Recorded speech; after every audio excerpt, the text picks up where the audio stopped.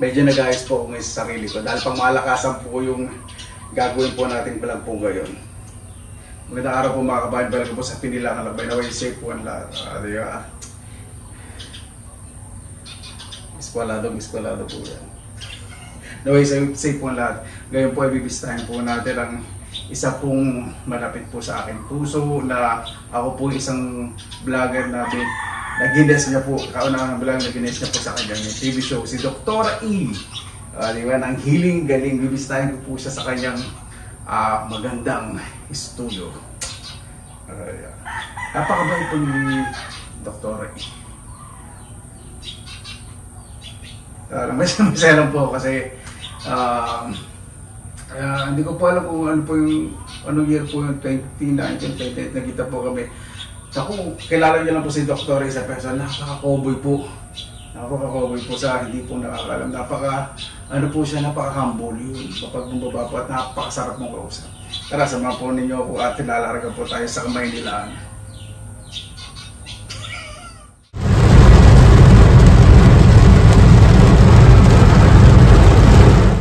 Di ba kasama ko po si Dr. Ray po. Lagi ko po siya binabanggit sa pangunguha po ng kabuti.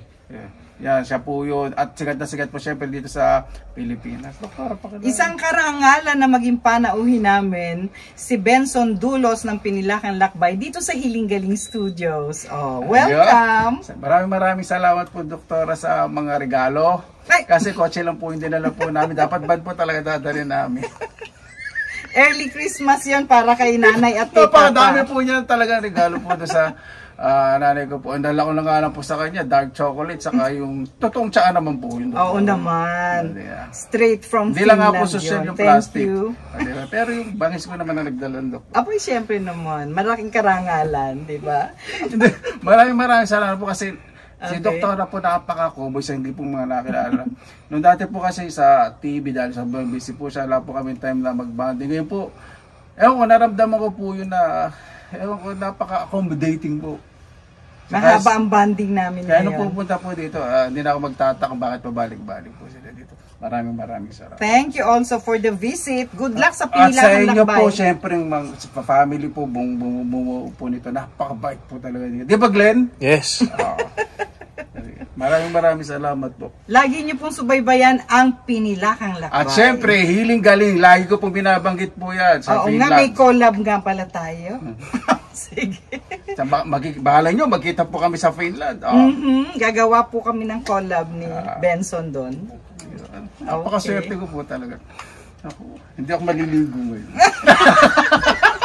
Hindi pa salamat. Hindi pa mga bayan. Thank you. Dito na po tayo sa bahay. Hindi ko po siyempre pakikita yung mga niregalo ko po na bigay po ni Dr. E kasi nire-respeto po siyempre yung privacy po niya at hindi ko po napagpaalam na kailangan ko pakita yung mga binigay po. Ibig sabihin, nagbigay po siya ng regalo kasi nakaraan po yung birthday po ni nanay kay Dr. E. Siyempre, napapanood niyo po ito sa Healing Galing Team. Naku, yung mga pamangkin niya po ito, bumubuo po ng Healing Galing Team. Pakababait po talaga. Napakasarap po ng pagkain ganyan. Higalo po ang pag-video dun eh. Tapos, nagbigay nga po siya ng regalo kay nanay, kay papa. At sa akin po talaga labis-labis po yung binigay po niyang regalo. Ibig sabihin ako na po yung nakaabala, parang siya po yung nag-iisip ko ano po yung dadaling ko po dito pabalik ng Bulacan. Sobrang salamat po, Dr. E. At gusto ko po lagi kayong nakikita pag umuwi po ang Pilipinas. Siyempre busy din po kayo, naintindihan. Pero yung pagpunta po sa inyong opisina, nakawala po ng stress na. Iba po yung pakiramdam kasi napakabait po ninyo, napaka-down to earth. Yung tawanan po natin kanina, di ba parang mga tagal na po tayong magkakilala. Sana na po kahit paano napangiti po kayo, napatawa po kayo kanina. Nakita ko naman po yung nagtatalsigan po yung mga tingin po ng mga sa hindi. Salamat po. Ayan. May bang binigay po siya kaya hindi ko na po sasabihin siya kasi nakalimutan ko pagpaalam kung ano po yun kay Papa sa akin po. At maraming salamat po siyempre sa bumubuo ng Healing Galing. Ayan. Sa Channel 7. Ayan. supportahin pa natin si Dr. Ina. Napakabait. Napakabait po, napakabait. Ulitin ko po ito kahit nagmumukhang tanga sa pag sabi, napakabait po talaga. Parang siya pa po yung nahiya po sa amin kanina kung ano kakainin po namin, kung paano po kami entertainin. Eh ako po kasi makapal naman ang mukha ko, di ba? Naku, may tagas ng tubig. Sabi ka. Ayun.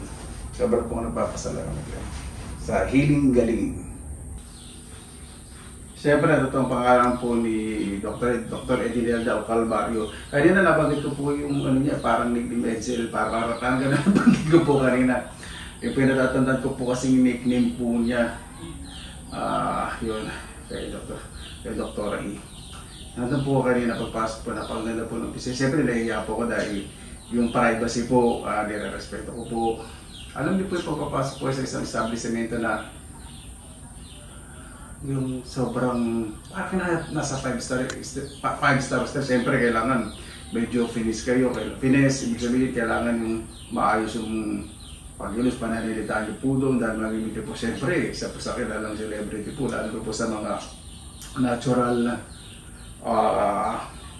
na gamutan kung maaari. Yan po yung talagang na-focus po ni Dr. E. Parang siyempre, nung una po kami nagkita, nung gines niya po, kasi hindi na po kami nakapagkwentuhan matagal, nag-booking po kami, pero yung kwentuhan na tagal, kanina na po nangyari. Tapos, sabi ko, parang, wala, napaka po niya, napaka mapagkumbaba. Sobra saya namin kanina, parang, yung tawa po namin, parang, yung natural, kahit humahalakak po kami, parang wala na kami pakialam kung ano yung nangyari yun, yung mag-itsura po namin. Sobrang saya po. Sobrang po talaga ako nagpapasalamat sa Hiling Galing kay Dr. E, sa inyo pong team dyan, sa mga inyong yan, sa mga anak din po ninyo na nag-assist po sa amin. Kasama po kasi kami na si Glenn po, yung nag-inarkila po kung sa akin, napakabait din po. No? Sobrang po ako nagpapasalamat. Hindi ko po alam kung paano ko ipasasalamatan kasi napakarami nyo na pong ibinibigay po sa akin. Siyempre, marami po kayong projects at mga pinamimigay ng mga tulong sa kababayan po natin. Kasi si Dr. E din po talaga tumutulong po ng tahimik at nagbabangin niya po sa amin na hindi naman kailangan lahat i-broadcast pero nakikita po namin kaya kahanga po, tunay po na kahanga. Maraming salamat po sa Hiling Galing team.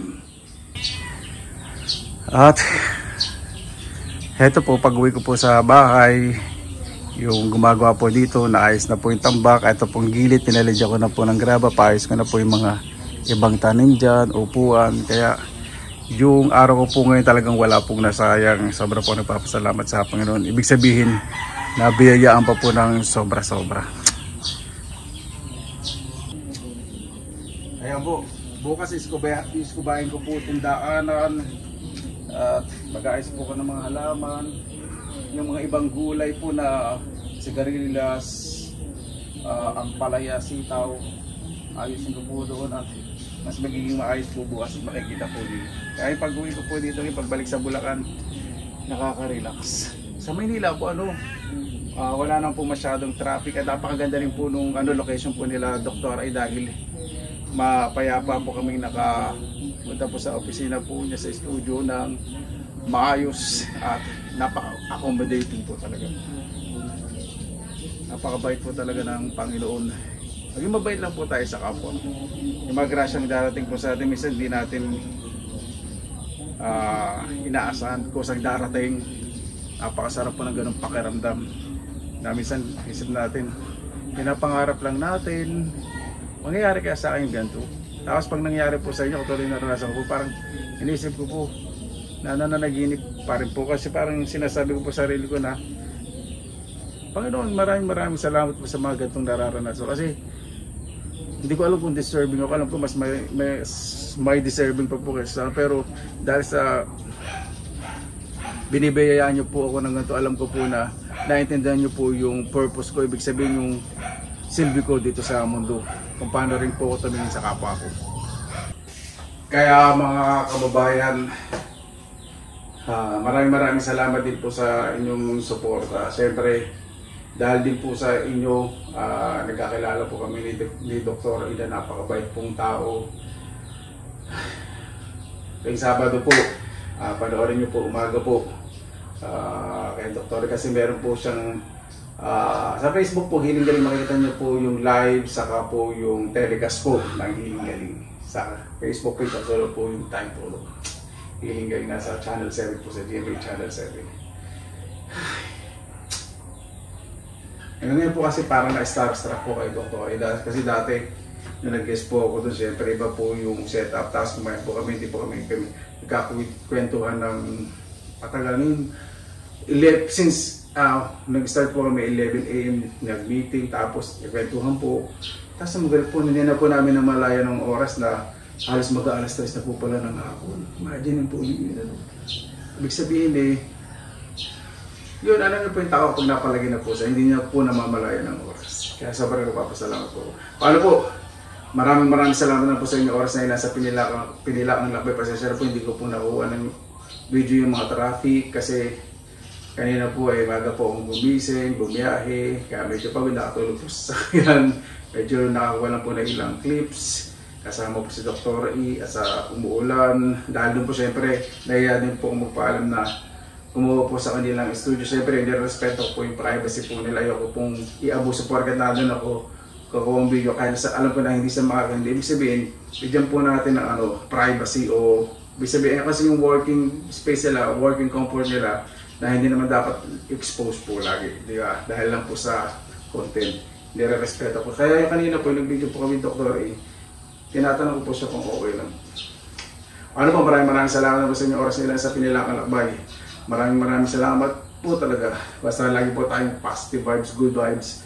God bless, ingat po lagi, magandang araw. Laban lang!